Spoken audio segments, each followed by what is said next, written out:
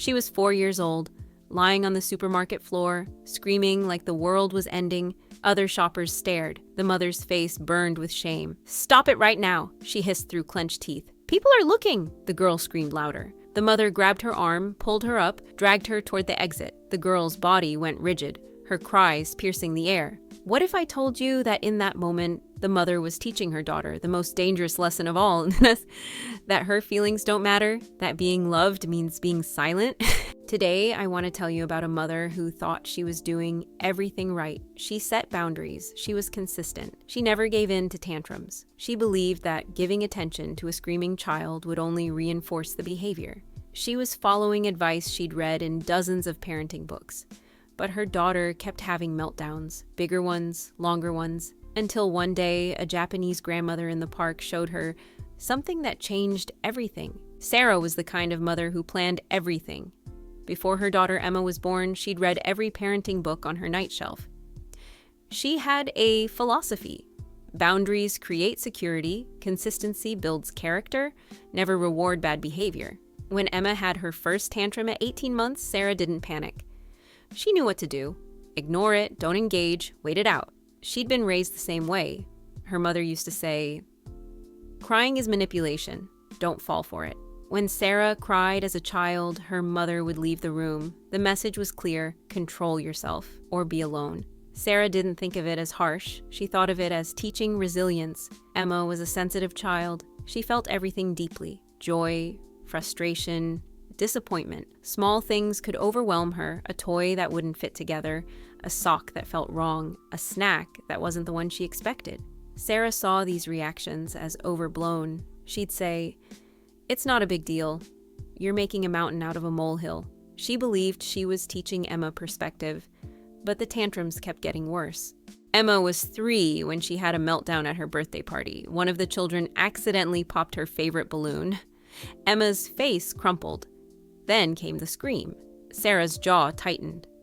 "Not here. Not in front of everyone. Emma, it's just a balloon. We have more balloons. Stop crying." Emma couldn't stop. Her little body shook with sobs. Sarah felt every eye on her. She knelt down, her voice low and firm. "If you can't calm down, you'll go to your room. This is your choice." Emma looked at her mother through tears. She was trying to say something, but the words wouldn't come out between gasps. "Last warning," Sarah said. The crying continued. Sarah picked her up and carried her upstairs. Emma's screams echoed through the house. Sarah closed the bedroom door and walked back down to the party, smiling apologetically at the other parents. "Sorry about that. She just needs to learn." Upstairs, Emma cried alone until she fell asleep, exhausted. By the time Emma was 4, the tantrums had become daily events: the supermarket, the playground, getting dressed, bath time. Everything could trigger a meltdown. Sarah was exhausted. She'd read more books, tried sticker charts, implemented stricter consequences. Nothing worked. One afternoon at the park, it happened again. Emma wanted to go on the swing, but another child was using it. Emma dropped to the ground, screaming. Sarah's hands clenched. "Emma, we wait our turn. Get up." "I want it now." "Life doesn't work that way. Get up." Emma's screams intensified. An elderly Japanese woman was sitting on the bench nearby. She'd been watching. She stood up and walked over slowly. Sarah felt defensive. Here comes the judgment. But the woman knelt down beside Emma, who was still on the ground, red-faced and sobbing. The woman didn't say anything. She just sat there, cross-legged on the grass, at Emma's eye level. She placed her hand gently on the ground near Emma, not touching her, just present, and then she began to breathe, slowly, audibly, in through the nose, out through the mouth. Sarah watched, confused. Emma's screams began to quiet. Not because someone told her to stop, but because something in her was responding to this calm presence beside her. The woman looked at Emma and said softly, "Big feelings, yes? Very big." Emma nodded, hiccuping. "Your heart is so full. Too full. Let's make space together." She continued breathing. Emma's breathing started to synchronize. After about 60 seconds, Emma was quiet. She crawled into the woman's lap. The woman looked up at Sarah. "She doesn't need to stop feeling. She needs to feel safe while feeling. Sarah felt something crack inside her chest. But if I give attention when she's screaming, won't that reinforce it? The woman smiled gently. You cannot spoil a child with love. You cannot spoil a child by acknowledging that what they feel is real. She explained something she called ame, a Japanese concept about healthy emotional dependency. Children need to know they can fall apart and someone will be there. Not to fix it, not to stop it, just to be there. When child is flooding with feeling, their brain cannot think, cannot reason. They are drowning. You are teaching her to drown alone. Sarah felt tears burning her eyes. I just want her to be strong. Strong is not the same as alone. Strong is knowing I can feel everything and I will be okay because I am not alone. That evening, when Emma had a meltdown over dinner, Sarah did something different. Instead of sending her to her room, she sat down on the floor beside her. Emma was crying because her pasta touched her vegetables. Sarah's first instinct was to say, "It's fine, just eat it," but she stopped herself. She sat down. She breathed. "You're really upset right now," she said quietly. Emma looked at her, surprised. "Your food isn't the way you wanted it. That's hard." Emma nodded, tears still streaming. Sarah didn't try to fix it. She didn't explain why it shouldn't matter. She just stayed. She placed her hand on the floor near Emma, like the Japanese grandmother had done. "I'm right here. You're safe. Feel as much as you need to feel." Emma cried for another minute. Then she crawled into Sarah's lap. They sat there together, breathing. After a while, Emma said in a small voice, "Can I have new pasta?" "Yes, sweetheart. Let me make you new pasta." It wasn't magic. Emma still had meltdowns, but something was different. The meltdowns became shorter, less intense. Emma started to come to Sarah when she felt overwhelmed before the explosion happened. One day, Emma said something that broke Sarah's heart.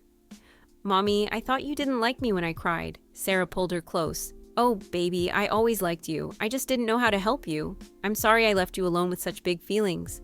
Emma is 7 now. She still feels things deeply. But she's learned something crucial. Her feelings are not too much. Her feelings are not wrong. And when they're overwhelming, she doesn't have to manage them alone. Sarah is still learning too. Some days she slips back into old patterns, but now she catches herself. She remembers the Japanese grandmother in the park. She remembers that strength isn't about shutting down emotions. It's about having the courage to feel them. Last week, Emma comforted her little brother when he fell and scraped his knee. She sat down beside him, put her hand near his, and said, "Big feelings. Yes, I'm right here." Sarah watched and cried. Here's what was happening in that supermarket, on that playground. In all those moments when we walk away from a crying child, we think we're teaching self-regulation. We're actually teaching emotional isolation. A child's brain during a tantrum is in a state called amygdala hijack. The thinking part of their brain, the prefrontal cortex, goes offline. They literally cannot reason their way out of it. Telling them to calm down or stop overreacting is like asking someone who's drowning to just swim better. What they need is what neuroscientists call co-regulation. They need to borrow your calm nervous system until theirs comes back online. When we ignore a child's big emotions, we're not teaching them to manage feelings. We're teaching them that feelings are dangerous, that they're too much, that love is conditional, is available only when they're pleasant, controlled, acceptable. These children grow into adults who are terrified of their own emotions, adults who shut down when they're sad, who lash out when they're scared, who can't ask for help because they learned that needing someone is weakness. The Japanese concept of amae, healthy emotional dependency, runs counter to Western ideas of independence. We're taught that needing others is weakness, that the goal of parenting is to create self-sufficient individuals. But humans are not designed to be self-sufficient. We're pack animals. We're wired for connection. A child who knows they can depend on you becomes an adult who can depend on themselves because they've internalized that sense of security. When we sit with a child through their meltdown, we're teaching them, your feelings won't destroy you. You can survive intensity. You're not alone in this. I can handle all of you, even the hard parts. This is how children develop genuine emotional regulation, not by suppressing feelings, but by learning to move through them with support. 1. Get on their level, like literally. When your child is melting down, don't tower over them. Sit down, get on the floor, come to their eye level. This one physical change communicates, I'm not trying to control you. I'm here with you. 2. Name it, don't shame it. Instead of, stop crying over nothing, try, you're feeling really frustrated right now. Just naming the emotion helps their brain process it. You're giving words to something that feels wordless and overwhelming. 3. Be the calm, not the command. Your job isn't to make them stop crying. It's to be a stable presence while they cry. Breathe slowly. Keep your voice low and gentle. Your nervous system is teaching theirs what calm feels like. 4. Touch or near touch. Some children want to be held during meltdowns. Others can't tolerate touch. Offer your hand, or simply place your hand on the ground near them, like that grandmother did. It says, I'm here, I'm not leaving, and I'm not trying to fix you. And wait for the window. Don't try to teach or reason during the storm. Wait for the calm. After they've settled, that's when you can talk about what happened, what they needed, what they might do differently next time. But during the meltdown, just be present. Watch your own reactions. If you find yourself getting angry or ashamed when your child cries, pause. Ask yourself, what was I taught about emotions as a child? Often, we're reacting to our own unhealed wounds. Get support, go to therapy, break the cycle. Parenting isn't about raising perfect children who never fall apart. It's about raising children who know they can fall apart and still be loved. Your child will have big feelings their entire life. Joy so intense it hurts, grief that feels like drowning, frustration that makes them want to scream. The question is, will they learn to face those feelings or hide from them? You get to decide.